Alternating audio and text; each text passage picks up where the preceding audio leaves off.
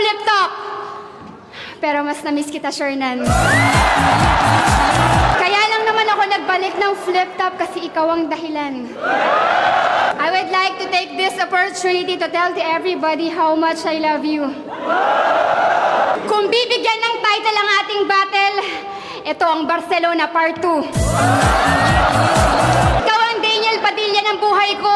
Nasa'yo na ang lahat, pati ang puso ko.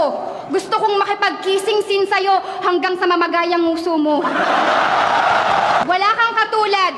Sa dinami-dami ng mga kamukha mo, wala kang pinakitang pangit, maliban sa mukha mo.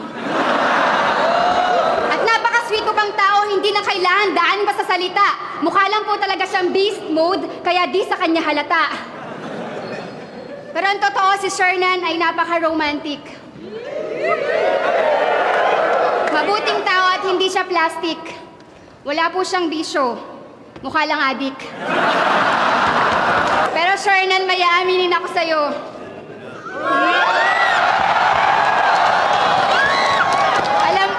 Alam kong mahal mo ko, pero hindi ako yung forever.